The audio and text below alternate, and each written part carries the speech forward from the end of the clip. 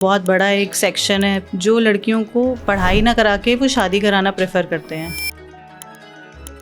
मुझे लगता है कि लोग दूसरों को डोमिनेट करने की बजाय या दूसरों की बुराइयां करने की बजाय अगर उनसे कुछ सीख लें तो वो उनके करियर में अच्छे से काम करेगा। आपके फर्स्ट जो क्लाइंट्स होते थे वो आपको मौका भी देते हैं लेकिन आपको रगड़ते भी बहुत है। मैं आज जो हूँ वो अपने क्रिटिक्स की वजह से हूँ। आजकल एक बहुत कॉमन सी चीज़ है, नेचुरल मेकअप चाहिए, but how do you deal with it कि भाई आप कह रहे हो नो मेकअप, मेकअप तो करना ही है ना। मेरा मानना है कि हर लड़की में एक इतनी खूबसूरती होती है और मुझे आज तक किसी के अंदर किसी भी स्किन टोन पे कुछ खराब लगा ही नहीं। हर किसी की ब्यूटी को इन्हांस कर देना, जो उनको चीज़ें पसंद नहीं है उसको दबा देना, यही मेकअप है। थोड़ा सा अपना जर्नी के बारे में बताइए, like how it has been, like makeup industry choose करना just because becoming an independent women, ये थॉट क्यों आया, वाई मेकअप ओनली? मेरी ग्रेजुएशन के साथ साथ मेरे फादर का बहुत ये प्रेशर था कि कुछ ना कुछ गर्ल को एक हाथ का हुनर होना चाहिए। तो उस ज़माने में हम लोग के टाइम पे बहुत ज़्यादा ऑप्शंस नहीं थे, तो फादर ने मेरे ग्रेजुएशन के साथ साथ उस ज़माने में शहनाज हुसैन के स्कूल ज्वाइन किया था कॉस्मेटोलॉजी में। मैंने अपना पूरा डिप्लोमा किया साथ के साथ ग्रेजुएशन में। तो वो कर लिया था लेकिन ये नहीं पता था कि कुछ करना भी है आगे। इंटरेस्ट तो था लेकिन फिर एक लेडी जो होती है उसकी लाइफ में प्रायोरिटीज चेंज होती रहती हैं। सबसे पहले मदर फादर को शादी की पड़ जाती थी। आजकल तो शादी लास्ट ऑप्शन है। लोग अपना इतना गर्ल्स कैरियर ओरिएंट, तो धीरे धीरे लाइफ में कुछ स्ट्रगल्स हुए, उससे थोड़ा मोटिवेशन मिला। अच्छा, मैं बहुत अच्छी मेहंदी डिज़ाइनर थी, ये बात शायद बहुत कम लोगों को पता है, और बहुत दूर दूर से लोग आया करते थे मेरे पास मेहंदी डिज़ाइनिंग के लिए। तो वो इनबिल्ट था कहीं ना कहीं। हाँ, कि वो पैशन परस्यू कर रहे थे। हाँ, यस, टिट्स एंड बिट्स में। जी। और मैं एथलेटिक्स में बहुत अच्छी थी स्कूल में, आर्ट एंड क्राफ्ट में बहुत अच्छी थी। मैंने अपना जो फर्स्ट एक जो अवार्ड हासिल किया था वो जनरल वी.एस. मलिक से किया था, और वो था क्लास 4th में मेरा। तो वो बीच तो शायद वो क्लास 4th से ही पता लग गया था, लेकिन वो डेवलप अपने आप बाद में होता चला गया। फिर मेरे डिप्लोमा ने मुझे हेल्प किया और मैं घर पे छोटा छोटा सा काम शुरू किया। लोगों को पता लग गया, मतलब एक होता ना, एक खुशबू होती है आपके अंदर, तो लोग अट्रैक्ट होते हैं जी। तो लोगों को पता चल जाता था कि ये अच्छा, ये काम बहुत अच्छा कर लेती हैं, ये काम बहुत अच्छा कर लेती हैं। तो 1 से 2, 2 से 4 लोगों को बताती नहीं थी, फिर भी लोगों को पता लग जाता था। लोग आके कहीं कुछ कराते रहते थे। वहीं से स्टार्ट हुआ, ये जो सीड था वो वहीं से ही पड़ा। जब आपने जैसे आप बता रहे हो कि आपने घर से स्टार्ट किया था एंड वो छोटा बहुत कुछ कभी कोई मेकअप होता होगा, लाइक वो क्या कैटेगरीज आप उस टाइम कर रहे थे? मेकअप तो मैंने बहुत बाद में शुरू किया। फर्स्ट ऑफ ऑल मैंने अपने स्किन से रिलेटेड मैंने काम शुरू किया। बहुत कम लोगों को पता है कि अगर मेरे हाथ की 2 मिनट की मसाज भी, अगर एक अच्छी मसाज 2 मिनट की only for in pressure points के साथ मैं करूँगी ना, तो वो 1 घंटे की किसी मसाज के इक्विवेलेंट होगी। तो मैंने अपना सैलून पूरा शुरू किया था, लेकिन मेकअप जो है उस टाइम पे बहुत लोग नहीं अवेयर थे जी। और आप बिलीव नहीं करोगे, मैंने फर्स्ट अपना ब्राइडल मेकअप 500 रुपीज़ में किया था। वाओ। और उसमें भी 500 रुपीज़ भी वो क्लाइंट को ज़्यादा लग रहे थे मुझे देने के लिए। तो वो 500 की जो ब्राइड थी, मुझे आज भी उसकी शक्ल याद है, मुझे आज भी उनके कमेंट याद है। तो जब आप स्टार्ट करते हो ना, तो दुनिया आपको बहुत मतलब आपके फर्स्ट जो क्लाइंट्स होते थे वो आपको मौका भी देते हैं लेकिन आपको रगड़ते भी बहुत है। बिल्कुल। As a study abroad consultant में ये बात बहुत अच्छे से समझ सकती हो। हाँ। मतलब आप कुछ बन जाते हो तो आपके लिए व्यूज दूसरों के बहुत चेंज हो जाते हैं। तो कितने बार ऐसा हुआ है कि मैं कमरा बंद करके, अपना सैलून के दरवाजे बंद करके, कितने बार मैं रोई होंगी। बट उससे ओवरकम करना और ब्रांड बनाना अपने आप को, ये बहुत लंबा प्रोसेस होता है ना। बिकॉज हम भी जानते हैं कि एक बिज़नेस खड़ा करना, हर दिन उसके एक्सपेंसेस बेयर करना, अपने आप को मोटिवेटेड रखना, इट टेक्स अ लॉट, है ना। तो आपने कैसे टैकल किया ये सब? मुझे ऐसा लगता है कि काम करना, कोई भी स्किलफुल होना और एक बिजनेस करना, ये दोनों में बहुत फ़र्क है जी। कोई अच्छा काम करने वाला अच्छा बिजनेस पर्सन भी हो या अच्छा बिजनेस डेवलप कर ले, ये ज़रूरी नहीं है। बिल्कुल। और एक अच्छा बिजनेस करने वाला अच्छा काम कर ले, ये ज़रूरी नहीं है। मैंने MBA नहीं किया, या मैंने बहुत ग्रेजुएशन के बाद कोई ऐसी बहुत हाई फाई कोई पढ़ाई नहीं की है, लेकिन मुझे लगता है कि ये इनबिल्ट था कि एक तरफ मैंने अपने स्किल्स को ग्रूम किया और दूसरी तरफ मैंने अपने बिजनेस स्किल्स को जो मेरे अंदर था मेरे, वो मैंने इन्हांस किया।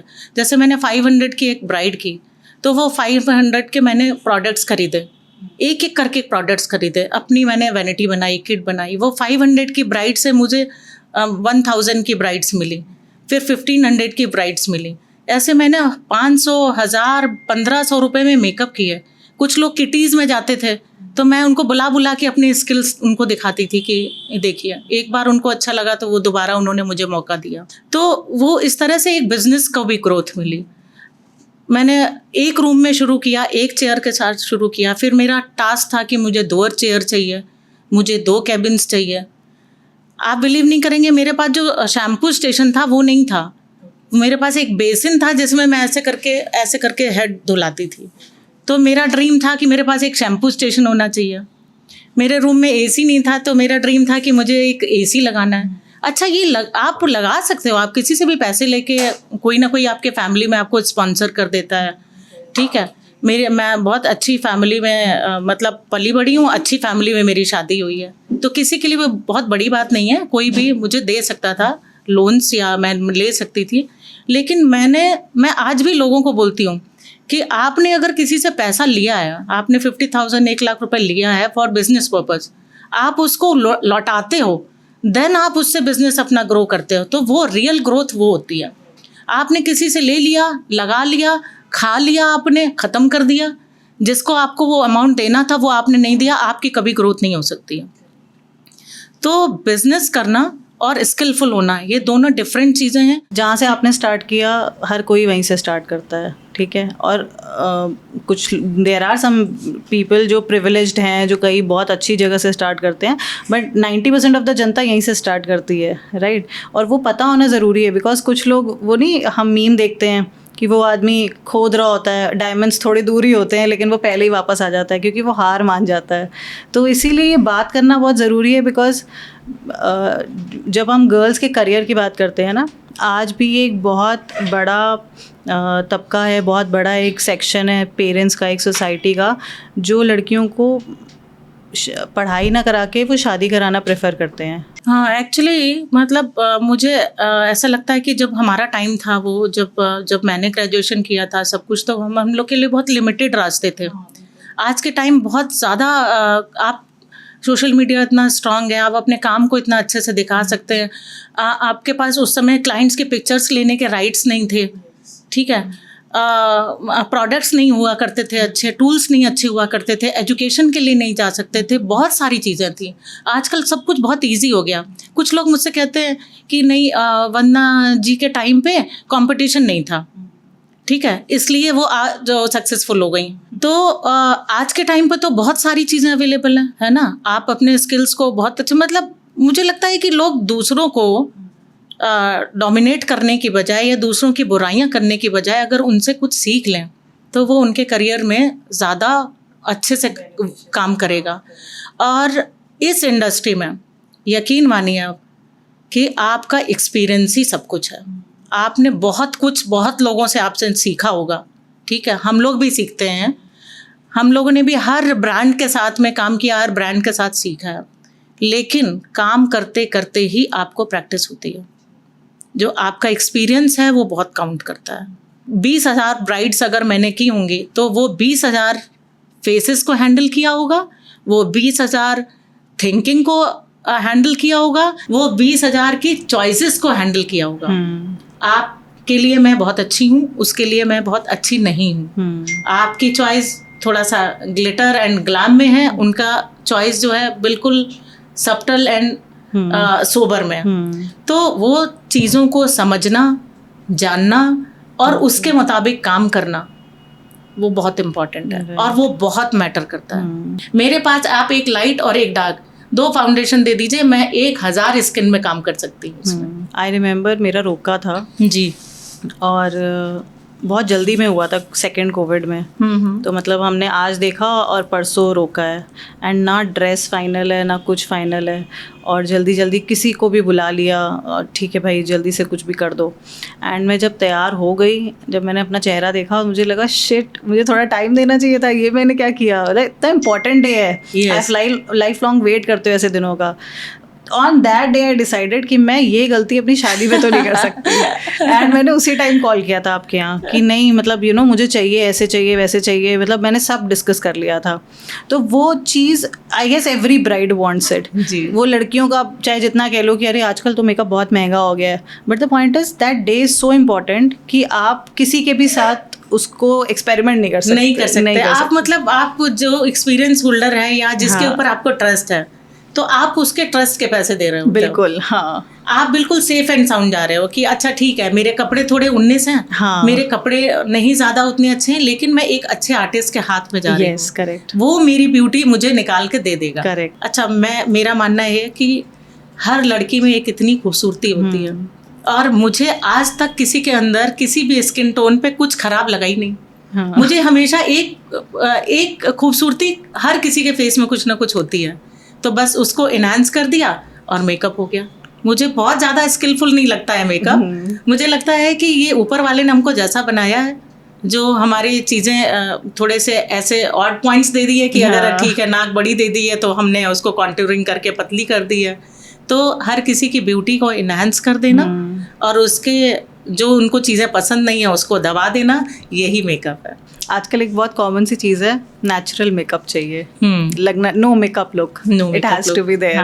But how do you deal with it कि भाई आप कह रहे हो नो मेकअप, एंड मेकअप तो करना ही है ना, मैंने आपको कोई तो शेड लगाना ही है, उससे आप कैसे बचोगे? प्रभजोत, जब मैंने अपना करियर शुरू किया और मैंने जब एक ब्रांच से दूसरी ब्रांच थोड़े पॉश एरिया में जब खोला, तो बहुत लोगों ने मेरे क्रिटिक्स भी बहुत रहे हैं और बहुत अच्छे अच्छे क्रिटिक्स रहे हैं। उन्होंने, मैं आज जो हूँ वो अपने क्रिटिक्स की वजह से हूँ। मैंने उनकी बातों को बहुत ध्यान से सुना है हमेशा और उस पर गौर किया, फिर मैंने उस पर प्रैक्टिस करना शुरू किया। तो सबसे इम्पॉर्टेंट है आपको किसी की चॉइस में घुसना। और आज देखिए, आप कह रही हैं ना कि वही सब्टल मेकअप का ज़माना आ गया, प्रोडक्ट्स ऐसे आ गए हैं जो स्किन पे पता नहीं चलते हैं, जो आपका स्किन टोन है उसमें लाइट वेट मेकअप लोगों को पसंद आ रहे हैं। तो अब वही ज़माना आ गया है, लोग कहते हैं मुझे लाइट चाहिए। मतलब घूम फिर के देखिए फैशन कैसे आता है। उस ज़माने में वो लाइट करती थी, आज क्लाइंट मुझसे लाइट मांग रहा है। किसी को भी हैवी नहीं चाहिए। प्रोडक्ट्स भी ऐसे आ गए, स्किल्स ऐसी आ गई, लोग की चॉइस ऐसी हो गई, ट्रेंड्स ऐसे आ गए। प्लस कलर थ्योरी की जैसे आप बात कर रहे थे, तो everybody has a different test.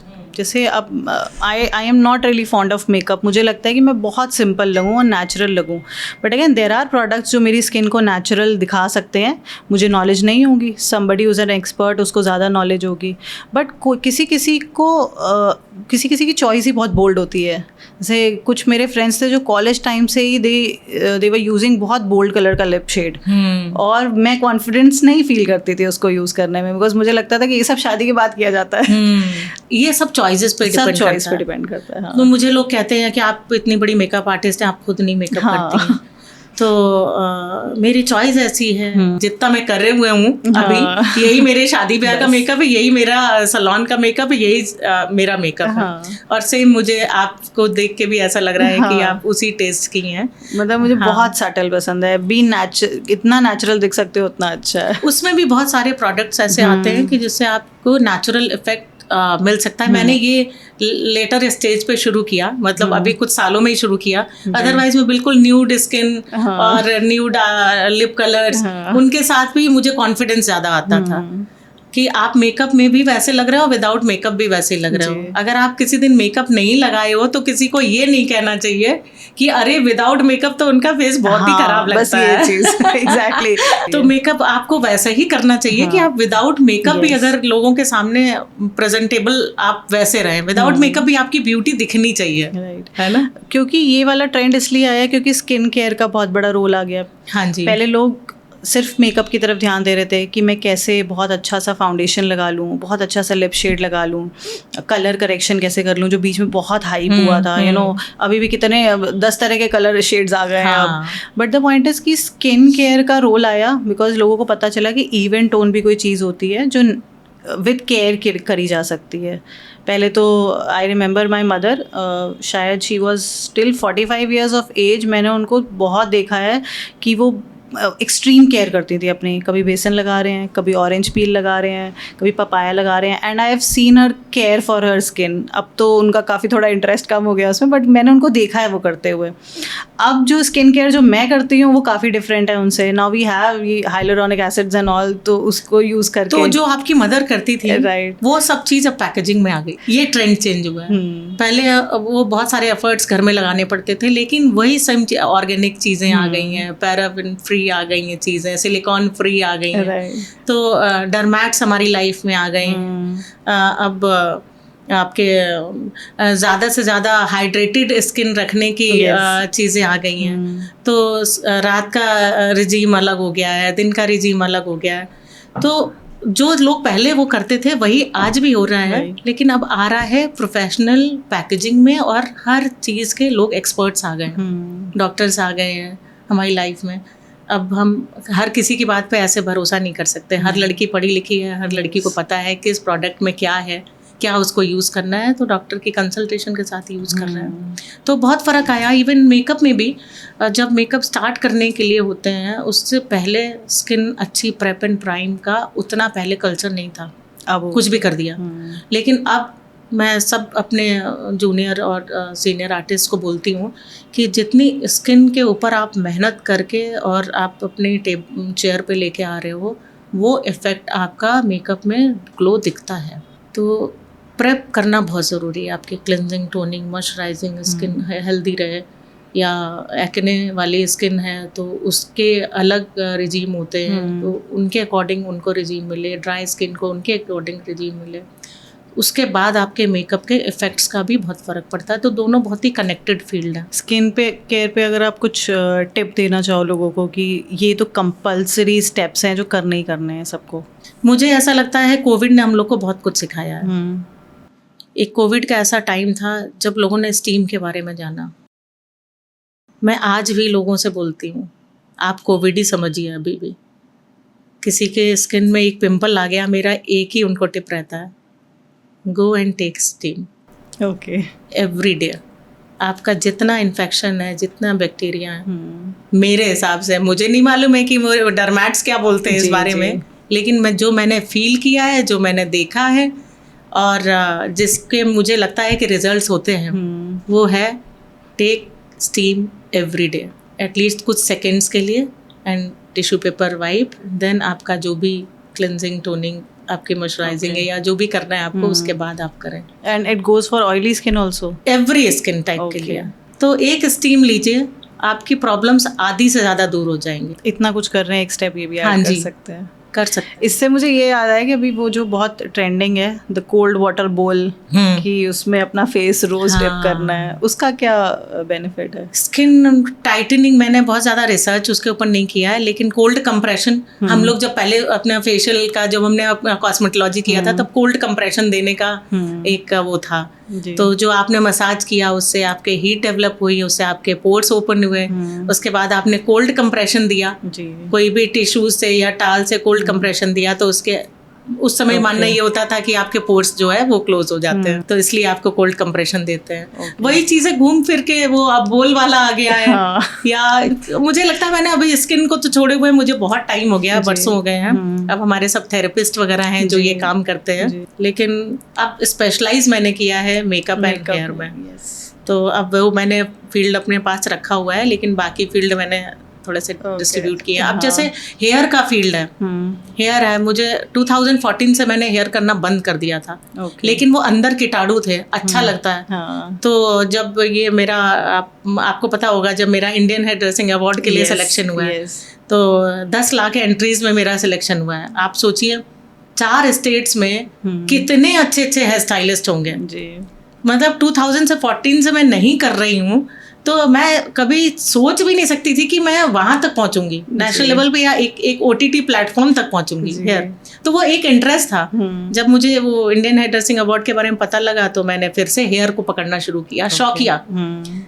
Models बुलाई, उनके कलर किए, कट किए, स्टाइलिंग की, पिक्चर पोस्ट की, भेजी, और 4-5 मैंने मॉडल्स की, उनके कलर एंड मेकओवर पूरे चेंज किए, और वो इतने पसंद आ गए लोगों को कि मेरा स्टेप बाय स्टेप सिलेक्शन होता चला गया। फिर आगे इंडियन हेयर ड्रेसिंग अवार्ड में इंडिया के टॉप 12 में पहुंची हेयर में, और वो होस्ट किया था करण जौहर ने, जो जियो सिनेमा हॉटस्टार पे आया ये पूरा सीरीज़। और वर्ल्ड का पहला ये हेयर का शो था जो OTT प्लेटफॉर्म पे रियलिटी शो के रूप में आया। एंड शायद कानपुर से आप ही थे सिर्फ? कानपुर से नहीं, मैं पूरा ये सेंट्रल इंडिया से थी मैं। ओके। बहुत ही प्राउड फीलिंग थी जो मैंने वहाँ पे करण जौहर के सामने बोला कि मैं कानपुर से हूँ। तब सबको पता चला उनकी मदर भी कानपुर से हैं जब उन्होंने बताया। तो आपका पैशन आपको एक दिन ज़रूर उस लेवल तक पहुँचाता है, और मैं पैशनेट हूँ हेयर के लिए और मेकअप के लिए। आपने बताया है आपकी फर्स्ट क्लाइंट जो थी जिनका मेकअप आपने किया था 500 रुपीज़ में, वो वाला दौर, द टाइम जब हम कलर्स जैसे यूज़ करते थे, आईलाइनर्स जैसे यूज़ करते थे, बहुत बोल्ड लुक का टाइम था वो। उसमें भी शायद चॉइस होगी, उस टाइम भी बोल्ड एंड सटल लुक्स लोग फॉलो करते होंगे, लेकिन उस टाइम की ब्राइडल मेकअप्स में और आज के ब्राइडल मेकअप्स में कितना डिफरेंस है? आपने क्या मेजर चेंज नोटिस किया? आपने पुरानी फिल्म्स देखी है ना, कितनी स्ट्रॉन्ग आईब्रोज, मुमताज़, हाँ, strong eyebrows, strong makeup, strong liner, सब कुछ बहुत स्ट्रॉन्ग हुआ करता था। तो हम लोग पहले उनसे इंस्पायर होते थे, जो पहली ब्राइड्स होती थी। ट्रेंड बहुत धीरे धीरे चेंज हुआ प्रोडक्ट्स का, करियर में लोगों ने ध्यान देना शुरू किया कि अच्छा ये भी एक डिपार्टमेंट है जिसमें हम लोग आगे जा सकते हैं। तो धीरे धीरे चीज़ें बहुत न्यूट्रलाइज हुई। बट ये ब्राइड्स को कन्विंस करना कितना मुश्किल होता होगा? किसी को भी कन्विंस करने की ज़रूरत नहीं पड़ी। जैसे जैसे हमारी ज़िंदगी में फ़ोन्स बढ़े, टीवी बढ़े, मूवीज़ बढ़ी, ट्रेंड्स बढ़े, हीरोइनों से लोग इंस्पायर हुए, इन्फ्लुएंसर से लोग इंस्पायर हुए, सोशल मीडिया से इंस्पायर हुए। तो वो जो ट्रेंड जो चेंज किया है उसमें सोशल मीडिया का प्लेटफॉर्म सबसे ज़्यादा मुझे लगता है इम्पॉर्टेंट था। कई ऐसी ब्राइड्स होंगी जो कहती होंगी कि हाँ ये स्पेसिफिक मुझे ये लुक चाहिए, है ना? मतलब कभी कभी बहुत हंसी आती है, आपने अपना फेस कट नहीं देखा, आपने बालों का अपना कलर नहीं देखा, आपने अपना आउटफिट नहीं देखा, आपने अपना फंक्शन नहीं देखा, आपने अपना स्किन टोन नहीं देखा, उठा के आपने एक अंग्रेज ब्राइड निकाली, ये एक इंडियन खूबसूरत मॉडल निकाली, और आपने कहा मुझे तो ग्लास स्किन चाहिए जो बिल्कुल न्यूड एंड नेचुरल मेकअप लगे। तो देना पड़ता है। विद टाइम बहुत सारी टर्मिनोलॉजी आ गई हैं, बहुत सारे नाम आ गए हैं चीज़ों के जो सीखने पड़ते हैं। हमारी फील्ड में भी ऐसा होता है कि हम इतना कुछ पढ़ रहे हैं और अचानक से कोई नया टर्म आ गया, कोई नई पॉलिसी आ गई, तो उसका नाम जानना, उसकी थ्योरी समझना, जैसे कि नो मेकअप लुक ही था, उसको समझना एक टाइम के लिए कि नो मेकअप लुक में क्या क्या चाहिए, न्यूड मेकअप, है ना? तो आप टर्मिनोलॉजी ज़्यादा अच्छे जानते होंगे। वो नई टर्मिनोलॉजी सीखना कितना वो होता है, जैसे ग्लास स्किन, अभी ग्लास स्किन की थ्योरी समझना कि वो कैसे होने वाला है, तो वो सीखने में टाइम लगता है, या आपने उसके लिए कोई स्पेशल क्लासेस ली या अपने आप को टाइम दिया? एक्चुअली टाइम पे अगर आप थोड़ी थोड़ी वर्कशॉप अटेंड कर रहे हैं, आप अपने आप को अपग्रेड करने के लिए कोई क्लासेस अटेंड कर रहे हैं, एक्सपर्ट्स के पास जा रहे हैं, तो वो हमेशा हेल्पफुल तो होता ही है। मैं लोगों से बोलती हूँ कि आप 100 रुपये कमा रहे हैं ना, उसमें 90 रुपीज़ आप एटलीस्ट अपनी एजुकेशन पे खर्च करिए, और जो करते हैं वो आगे बढ़ते हैं। 10 साल तक मैंने अपनी जो कमाई है वो अपनी एजुकेशन पे खर्च किया। एवरी ईयर मैं 2 एक्सपो अटेंड करती थी, एवरी ईयर मैं एक आर्टिस्ट पकड़ती थी, जिससे कभी मैंने एयर ब्रश मेकअप सीख लिया, कभी मैंने डाइट एंड न्यूट्रिशन में डिप्लोमा कर लिया, कभी मैंने एक हेयर स्टाइलिस्ट के पास जाके उनका हेयर सीखा। अच्छा, कुछ फिर हमारे साथ में ब्रांड जुड़ गए, आपके लॉरियल, मैट्रिक, श्वासकोव, वेला, ये जो ब्रांड जुड़ गए, ये क्या करते हैं, ये एजुकेट करते हैं आपको स्टार्ट से। अगर आप स्टार्टिंग से इनकी क्लासेस अटेंड करते हैं तो वो उनके कोर्सेज होते हैं, की 1 हो गया, की 2 हो गया, एडवांस हो गया, फिर उसके ऊपर चेंज हो गया, कलर चेंज हो गया, बहुत सारे जो कोर्सेज हैं वो अब आज तो हम लोग ऑनलाइन वो क्लासेस लेने लगे। अदरवाइज एवरी 1 मंथ या 2 मंथ में हमारी क्लास होती थी हेयर की। तो ये बहुत कम लोगों को पता है कि मैंने अपना लॉरियल का या जो भी और ब्रांड्स हैं उनकी क्लासेस लेकर मैंने हेयर सीखा है। लोग कहते हैं ना कि आप इंडिया के बाहर जाके ही सीख सकते हो, नहीं, जो इतनी बड़े बड़े ब्रांड्स हैं आपके, जो इंडिया में कलर से रिलेटेड जो भी ब्रांड्स हैं, वो एजुकेशन भी साथ के साथ दे रहे हैं। वो एजुकेशन लेने के लिए आपको इनवाइट करते हैं, आपको खाना खिलाते हैं, आपको बुलाते हैं, आपको टेक्निक सिखाते हैं, लेकिन कितने ही लोग हैं जो उस क्लास को सीरियसली अटेंड करते हैं। और वो क्लासेस ले लेकर मैंने यहाँ से यहाँ तक मैं हेयर को मैं जो मैंने समझा है और जो मैंने पाया है हेयर में, जो अचीवमेंट किया है, वो ओनली उनकी क्लासेस ले लेकर किया है। हेयर के अलावा अगर मेकअप की बात करें तो मेकअप की भी कुछ ऐसी क्लासेस हैं जो विद टाइम आप वर्कशॉप्स अटेंड करते रहते हो? आजकल तो प्रभुजोत कितना मेकअप के इन्फ्लुएंसर्स हो गए हैं, ब्रांड्स जो है उनको प्रोडक्ट भेजते हैं। इवन मैंने ही नायका के लिए कितना काम किया है, वो प्रोडक्ट्स भेजते हैं, आपके प्रोडक्ट को आपको उनको डिस्प्ले करके दिखाना होता है, लुक्स क्रिएट करने होते हैं, तो वो आपको एजुकेट एक तरीके से कर रहे होते हैं। एक बहुत ट्रेंड आ गया था बीच में जब everybody was going for some of the botox, कोई अपने फेस में कुछ ना कुछ इंजेक्ट करा के people were trying to enhance their beauty, ठीक है। ऐसे फेसेस, पहले तो आप ये बताओ कि ये आप सपोर्ट करते हो कि नहीं करते हो? हाँ, is it safe? It is, हाँ, it is safe, it is safe, sorry, it is safe.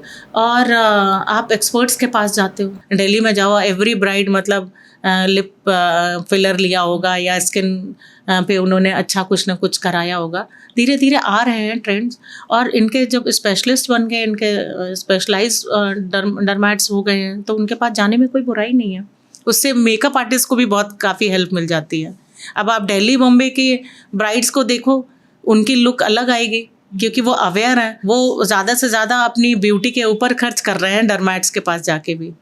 लेकिन कानपुर में या लखनऊ में हम लोग काम करना थोड़ा सा टास्क हमारे लिए मुश्किल होता है, क्योंकि अभी भी लोगों की थिंकिंग में ये है कि नहीं, मैं ये नहीं कराऊंगी, मैं वो नहीं कराऊंगी, या फिर इतना पॉकेट फ्रेंडली नहीं है तो नहीं करा पाते हैं लोग। तो मेकअप आर्टिस्ट को अगर कोई गर्ल ने अच्छे से अपनी स्किन केयर की हो, या आजकल देखिए एज हो रही है, पहले थोड़ी ब्राइड्स की एज 23, 24, 25 में शादी हो जाती थी, तो एक नेचुरल उनका ग्लो का इफेक्ट रहता था। अब जो है वो 30+ में शादी हो रही है, तो अब उनकी नीड बन गई है और स्पेशलिस्ट आ गए हैं, तो कोई बुराई नहीं है, कराएं और अच्छे डर्मैट्स के पास जाएं जो एक्चुअल में डर्मैट्स हैं और जिनका फीडबैक अच्छा हो। बिकॉज मुझे लगता है कि ये सब चीज़ें बहुत रिस्की होती हैं। आपने 1 बार 2 बार 4 बार कराया, उसके बाद आपको लग रहा है कि नहीं अब ठीक है, अब नहीं करा सकते, because it is painful as well to some extent, थोड़ा तो होता ही है। बट उसके बाद अगर आपने छोड़ दिया, जस्ट लाइक जिम, आप नहीं एक्सरसाइज कर रहे, थोड़े टाइम बाद आपकी बॉडी फिर वैसी ही हो जाएगी। तो तभी मुझे लगता है कि शायद ये चीज़ें इतनी सेफ नहीं है और इतनी कन्वीनियंट नहीं है करवाना। जब मैं पहली बार अपनी डर्मैट के पास गई तो मैंने उनसे कुछ क्वेश्चन किए, तो मतलब मुझे ऐसा लगा कि मैंने कितना बेवकूफ़ी का क्वेश्चन किया है। तो उन्होंने मुझे एजुकेट किया, मतलब हर कोई अपने फील्ड का मास्टर है।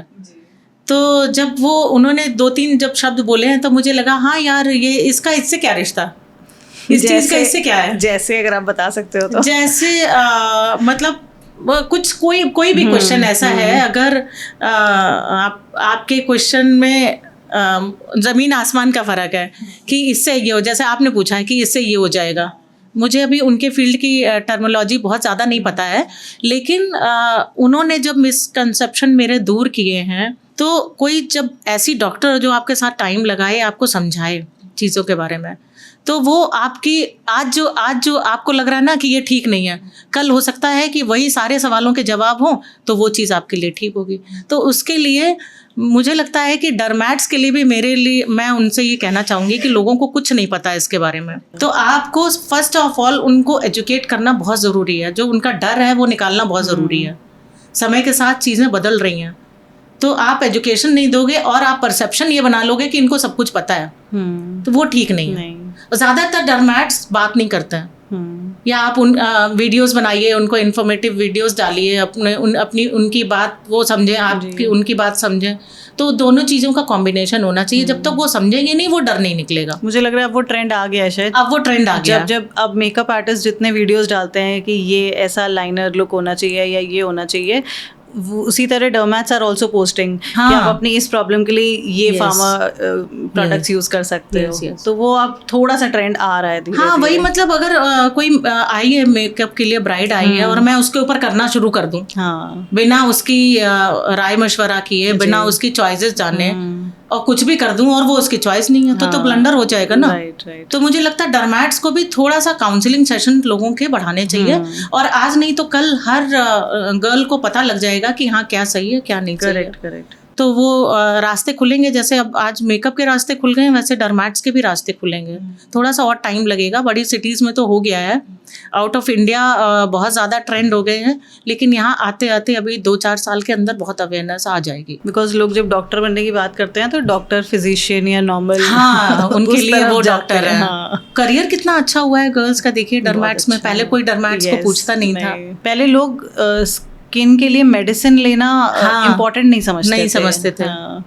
तो अब तो मेरे ख्याल से गर्ल्स के लिए एक करियर का ऑप्शन कितना अच्छा, और स्किन से रिलेटेड है, अगर वो थोड़ी प्रेजेंटेबल है देखने में और अच्छा मतलब कैरी करती हैं, और डर्मैट्स का उनका प्रोफेशन है, तो मुझे लगता है वो सोने पे सुहागा हो जाता है। करेक्ट। अच्छा, अभी हमने ये भी देखा कि स्किन केयर में तो मेन वर वेरी इंटरेस्टेड, काफ़ी लोगों ने स्टार्ट किया है। Even if I see around, मेरे हस्बैंड, माय ब्रदर, उन लोगों का काफ़ी इंटरेस्ट आया कि नहीं हाँ यार अपनी स्किन पे ध्यान देना है। Male society they have started. ठीक है, मेकअप में कितना रोल है उनका? बिकॉज मैं डेली ग्रूम्स तो अभी देख रही हूँ, वो प्रॉपर फुल फ्लेजेड मेकअप देख रहे हैं। आपने कितना एक्सपीरियंस किया है? आज के टाइम पे मेरा एक्सपीरियंस ये है कि एक लेडी क्लाइंट से ज़्यादा अच्छे मेल क्लाइंट्स हैं। ओके। उनको अब वो कोई कॉम्प्रोमाइज़ नहीं करते हैं अपनी ग्रूमिंग के साथ में, अपने कपड़ों के साथ में, अपनी चीज़ों के साथ में, और वो बहुत ही लॉयल क्लाइंट्स होते हैं। एक बार जिस स्टाइलिस्ट ने उनको हाथ लगा लिया, वो स्टाइलिस्ट जहाँ जहाँ जा रहा है उसके पास वो जा रहे हैं। तो ओवरऑल मुझे लगता है एक लेडी से ज़्यादा आजकल की जो बिजनेस जो मार्केट है वो मेल के लिए बहुत अच्छा है, मतलब मेल से बिजनेस बहुत अच्छा है। ओके। क्योंकि वो कॉम्प्रोमाइज़ नहीं करता है। एक गर्ल है या एक लेडी है, वो 2 महीने 3 महीने में एक हेयर कट लेती है, और एक मेल जो है एवरी 15 डेज में आके अपना ट्रिमिंग और ग्रूमिंग अपना सेशन लेते हैं। बियर्ड हो गई, अपना आईब्रोज हो गई या कुछ हो गया। तो आप आजकल के ज़माने में जितना लेडी काम करवा रही है उससे ज़्यादा आप मेल काम करा रहे हैं।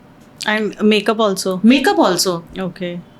ग्रूम का पूरा एक प्रॉपर मेकअप होता है, आपके क्लिनजिंग, टोनिंग, मॉइस्चराइजिंग, आपका बेस, कॉन्टोरिंग, हाईलाइटिंग, लिप में शाइन, हल्का सा ब्लश, आईज में थोड़ा सा pastel shade. Okay.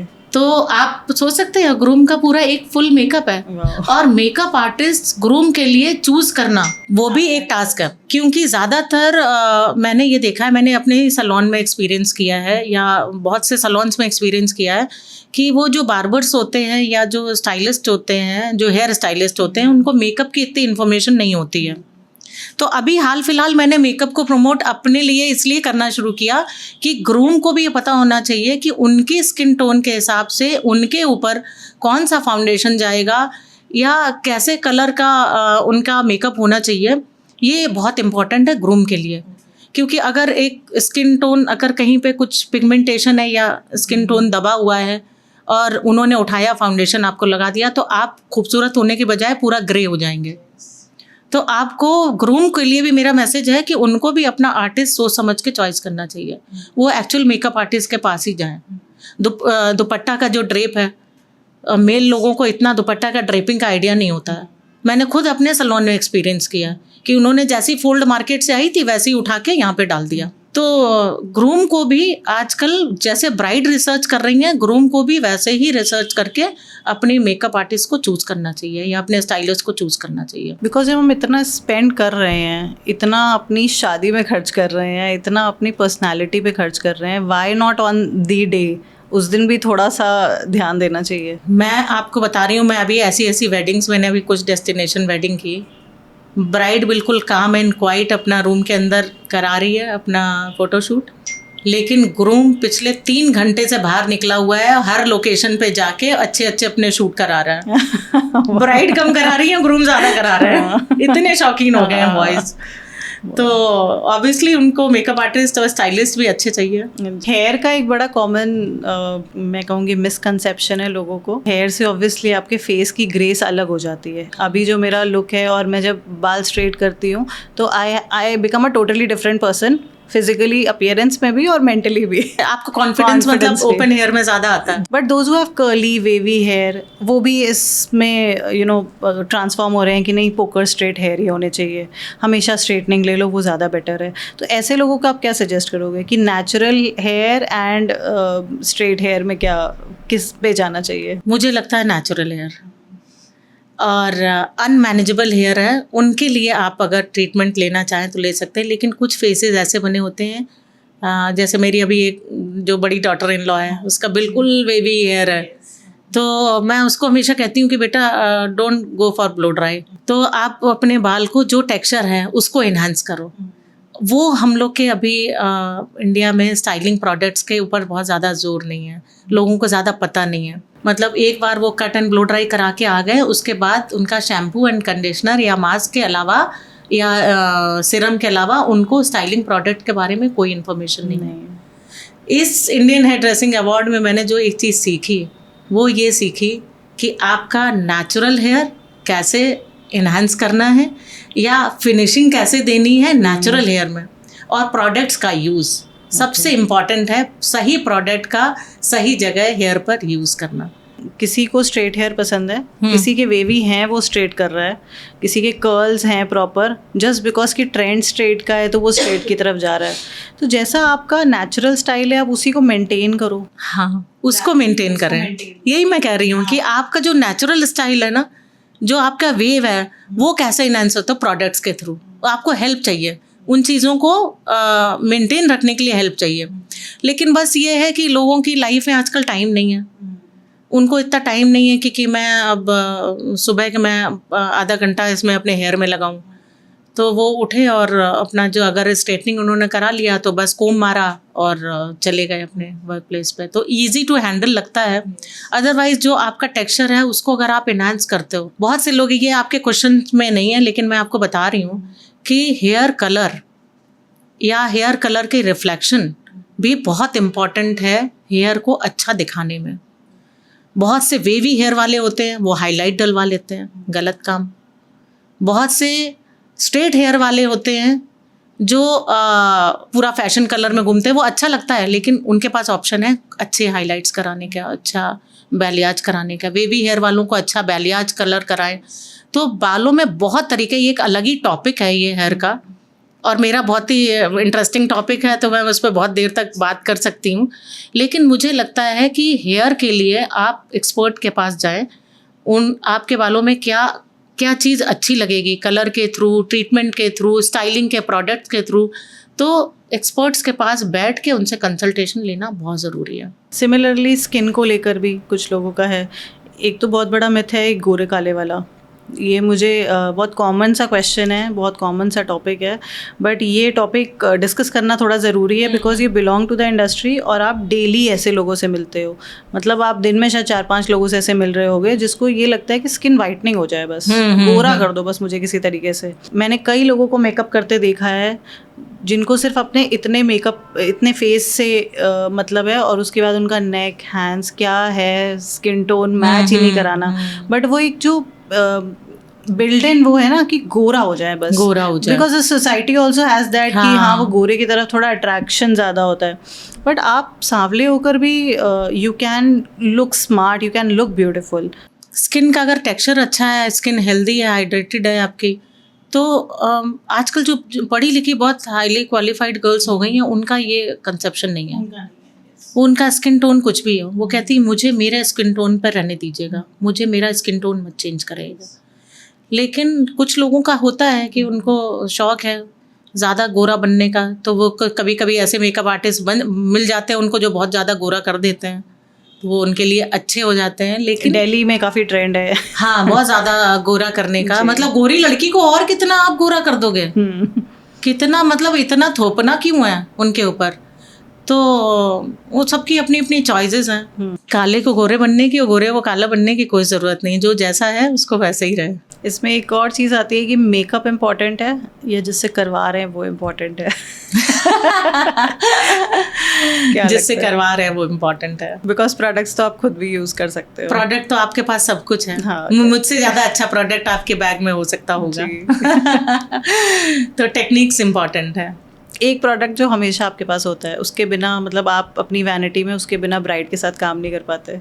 Makeup fixer. आप कैसे डिसाइड करते हो कि इस ब्राइड को बोल्ड लुक देना है या फिर कम्प्लीटली ब्राइड पे डिपेंडेंट होते हो कि आप बताओ क्या करना है? मैं उनसे उनकी ड्रेसिंग सेंस से, उनकी बात करने के ढंग से, उनकी प्रोफेशन मैं पूछती हूँ मैं उनसे इनफैक्ट कि वो क्या है, डॉक्टर हैं क्या, एक सॉफ्टवेयर इंजीनियर हैं या क्या है, जो भी हैं। और बहुत कुछ आप अंदाज़ा लगाते हो उनके जो आउटफिट्स हैं या उनके बातचीत करने के ढंग से, उनके टेस्ट में मैंने कहा ना कि घुसना पड़ता है। तो 2-4 मिनट आप लगाओगे उनके साथ कॉन्वर्सेशन में, आपको उनका टेस्ट पता लग जाएगा। किसी को भी नहीं पसंद है कि आप उनसे बिना पूछे उनके ऊपर कुछ भी कर दो। आप बहुत अच्छे आर्टिस्ट होंगे लेकिन आपने कर किसी का काम गड़बड़ कर दिया तो आप उसके लिए अच्छे आर्टिस्ट नहीं हो। आपने बहुत चैलेंजेस फेस किए होंगे। जी वो होता है, लेकिन आपकी लाइफ में एक स्टेज ऐसी आती है। मैंने 4 o'clock से लेके 9 o'clock के बीच में मैंने 22 ब्राइड तैयार की हैं। वाओ। तो आपकी एनर्जी लेवल धीरे धीरे यहाँ से धीरे धीरे नीचे आने लगता है। अब आप मुझसे कहें कि मैं 22 ब्राइड एक दिन में कर दूँ। आज 54 ईयर्स की मैं अभी होने वाली हूँ, तो मुझे सेलेक्टिव होना पड़ेगा थोड़ा, और आपको मेरे एक्सपीरियंस के पैसे देने पड़ेंगे मुझे। अब मैं 4-4 हज़ार रुपये में, 5-5 हज़ार रुपये में मेकअप खड़े होके कर रही हूँ। ऐसा नहीं है कि मेरे अंदर कोई बहुत ईगो आ गया है या मैं नॉन अफोर्डेबल होना चाहती हूँ इसलिए हो रही हूँ। मैंने अपने आप को थोड़ा लिमिटेड किया है, और जो मैंने अपने सबऑर्डिनेट्स थे वो काम बंद नहीं हुआ है, आज भी बंद नहीं हुआ है। वही सैलून में काम हो रहा है, बस वंदना नहीं कर रही है।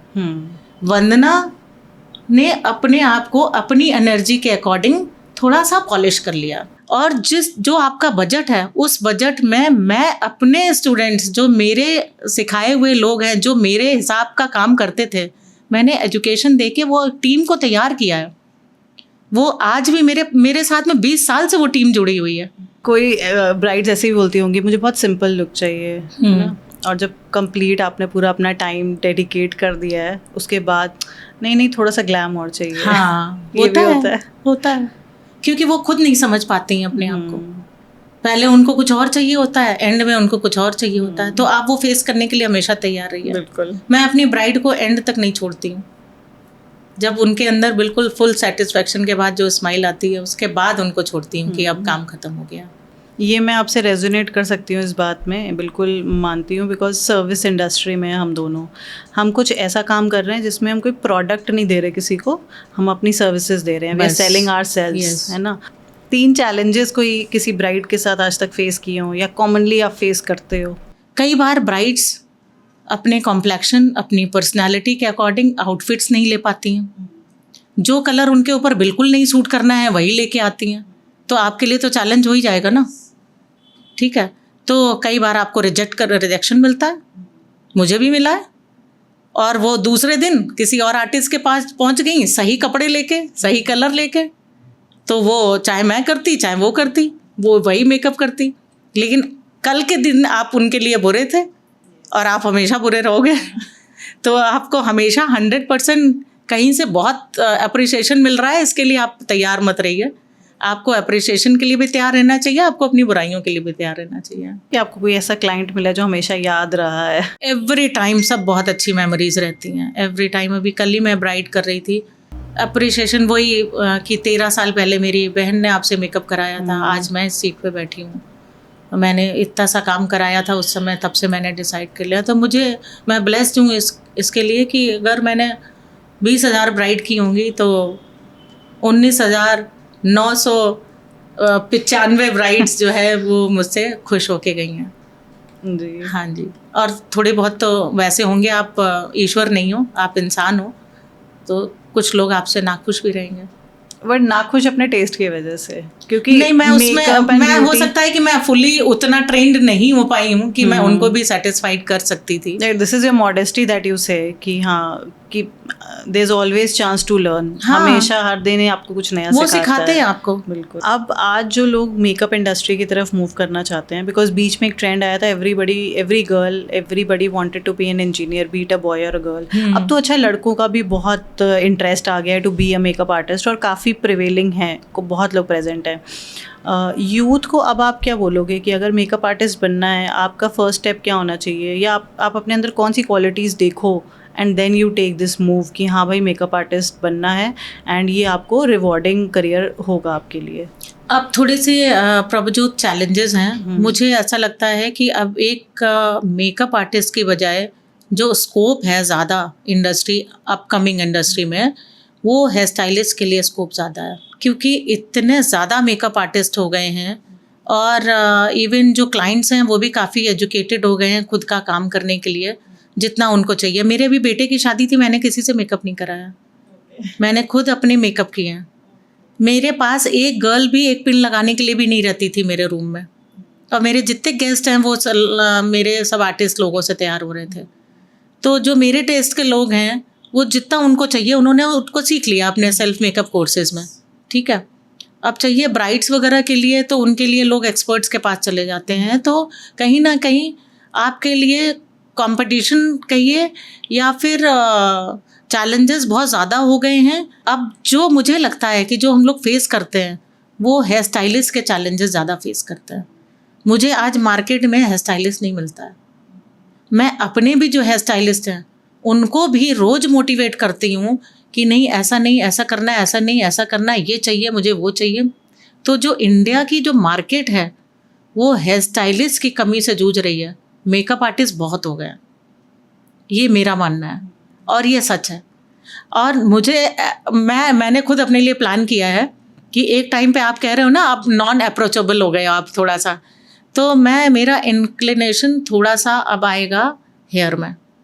अभी मैंने एक ब्रांड के लिए स्टेज शो किया था हेयर का, तो 150-200 लोगों ने वो शो देखा, और ज़मीन पर बैठ, सीट्स अवेलेबल नहीं थी तो ज़मीन पर बैठ कर लोगों ने शो देखा। आप इससे सोच सकते हो। और मुझसे पहले 3-4 मेकअप आर्टिस्ट ने शो किया, चेयर्स खाली थी, लोग इधर उधर खड़े होकर देख रहे थे। उस मॉडल का हेयर मेकअप भी मैंने किया था, हेयर भी किया था, लेकिन जो हेयर की माइन्यूट डिटेलिंग है वो लोग नहीं बता रहे हैं, नहीं सिखा पा रहे हैं। तो उस हेयर के शो से मुझे ये लगा कि मार्केट आज के टाइम पे हेयर स्टाइलिस्ट की ज़्यादा अच्छी है। आप करियर बना सकते हैं, लेकिन आप दोनों को कंबाइन करिए। आपने मेकअप कर लिया, आप बाहर से किसी को हायर कर रहे हैं स्टाइलिस्ट को, क्यों? आप सीखिए, हेयर में भी आप एक्सपर्टीज़ बनिए। आप एक ब्राइड करने जा रहे हो और एक हेयर स्टाइलिस्ट को साथ में लेके जा रहे हो, तो जो भी इनकमिंग है वो आप डिवाइड कर रहे हो। जबकि वो पैसा अगर आपके पास रहता तो आप उससे और ग्रो कर सकते थे। या भला करिए किसी का सैलून में, किसी को इतना एजुकेट करिए कि जो आप अपने सैलून का बंदा लेके जा सकेंगे। बिकॉज एक टैग बन गया ना, मेकअप आर्टिस्ट की एक अलग रेप्यूटेशन है और एक हेयर स्टाइलिस्ट की अलग रेप्यूटेशन। मेरी नज़र में एक हेयर स्टाइलिस्ट की रेपुटेशन बहुत ज़्यादा हाई है, क्योंकि हेयर स्टाइलिंग आने वाले टाइम में लोग, पता है अभी भी अब क्या करने लगे हैं, लोग घर से हल्का फुल्का मेकअप करके आते हैं और हेयर स्टाइलिंग कराने सैलून में आते हैं। तो एक टाइम पे मैंने तो सोच रखा है कि मैं हेयर स्टाइलिंग ऐसे करके दूंगी जिसका मन माना चार्ज मैं चार्ज करूंगी। मैं अपनी शर्तों पे चार्ज करूंगी उससे। आपको ये हेयर स्टाइल चाहिए, ये चार्जेस हैं, और लोग कॉम्प्रोमाइज़ नहीं करते हैं। उनको अच्छी चीज़ अच्छे इवेंट पे अगर मिल रही है, मेकअप उन्होंने लाइट कर लिया, हेयर स्टाइलिंग एक प्रेजेंटेबल अच्छी मिल रही, तो उस पर स्पेंड करते हैं वो। मैं एक स्टडी अब्रॉड कंसल्टेंट हूँ, एंड बहुत कम स्टूडेंट्स हैं बट काफ़ी स्टूडेंट्स हैं जो फैशन की तरफ या मेकअप की तरफ जाना चाहते हैं। आप अपनी इंडस्ट्री को जानते हो अच्छे से, मैं थोड़ा बहुत जानती हूँ फैशन और मेकअप की एजुकेशन को। आप क्या सजेस्ट करते हो कि इंडिया से ही पढ़ना चाहिए या फिर आप बाहर जाके इंडिया में वो क्वालिटीज़ लेकर आ सकते हो, अपनी स्किल यहाँ पे यूज़ कर सकते हो? ये तो देखिए, पता है एक ऐसा क्वेश्चन है, मुझे ऐसा लगता है बाहर से भी लोग इंडिया में पढ़ने आते हैं, तो इंडिया की भी एजुकेशन कोई कम नहीं है। हाँ, ये ज़रूर है कि आप बाहर जाके आपका दिमाग बहुत खुल जाता है, आपको ज़िंदगी से लड़ना आ जाता है, आपको अपने पैरों पर खड़ा होना आ जाता है। जब पेरेंट्स के पास बच्चे रहते हैं तो एक अलग माहौल में ढलते हैं और बाहर जाते हैं तो एक अलग माहौल में ढलते हैं। तो बेनिफिट तो नो डाउट आपको एजुकेशन के मिलते हैं, वो चाहे इंडिया में हो और इंडिया के बाहर हो, तो ज़्यादा आप इंडिपेंडेंट हो जाते हो। यस, तो एजुकेशन का बड़ा रोल है इसमें। एक रैपिड फायर करते हैं। अच्छा, 3-4 क्वेश्चन है। अच्छा। जल्दी से जो फर्स्ट थॉट आए माइंड में हाँ। वो आप बताना। फाउंडेशन पहले लगाना है या आईज पहले करनी है? मैं पहले आइस करती थी, अब आजकल मैं फाउंडेशन करती हूँ। ओके। 3 प्रोडक्ट्स जिससे आप कभी कॉम्प्रोमाइज़ नहीं कर सकते, आपको वही चाहिए अपनी वैनिटी में? कलर करेक्टर और मेकअप फिक्सर एंड आईलाइनर। कोई एक सेलिब्रिटी जो आपका ड्रीम है उनके साथ काम करना? सेलिब्रिटीज़ के साथ में ड्रीम मैंने ऐसा बनाया नहीं है, लेकिन मुझे मेरे हार्ड वर्क की वजह से सेलिब्रिटीज़ मिलते रहते हैं। जैसे मैंने महिमा चौधरी का हेयर किया, मेकअप किया, गोविंदा की फैमिली का मेकअप एंड हेयर किया, फिर अभी जब सारे करण जौहर, सोनाक्षी सिन्हा, अलाया और हरनाज संधू जो मिस इंडिया यूनिवर्स, उनसे सबसे मिलना हुआ, तो वो सब मिलते रहे मुझे। मेरे हार्डवर्क की वजह से कानपुर में रहते हुए मुझे सब लोग मिलते रहते हैं। तो ये मैं कहूँगी कि आप हार्डवर्क करिए, आपको मिलते रहेंगे। मैंने किसी का ड्रीम नहीं किया, लेकिन कभी ऐसा लगता है कि मैं किसी का कुछ करने वाली हूँ, तो वो यूनिवर्स अपने आप लेके आएगा मुझे मेरे पास। आपका फेवरेट फेस शेप कौन सा है? ओवल।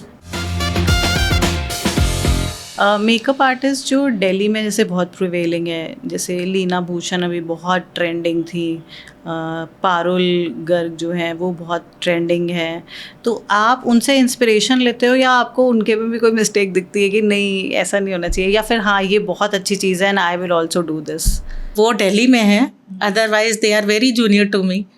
और उन दिल्ली के बहुत जो अच्छे अच्छे आर्टिस्ट हैं वो मुझे बाय नेम जानते हैं, और ये दोनों नाम लिए, इन दोनों के मुझे नहीं पता, लेकिन मेरे बहुत सारे क्लाइंट्स को लीना भूषण ने और पारुल गर्ग ने मेरे पास भेजा इवन कि आप जो है आपके कानपुर में एक अच्छी आर्टिस्ट है तो आप उनके पास जाइए। जैसा कि क्लाइंट्स ने बताया मुझे कि मैं उनके पास गई थी तो उन्होंने कहा कि आपके शहर में वो हैं तो आप वहाँ क्यों नहीं जाती हैं।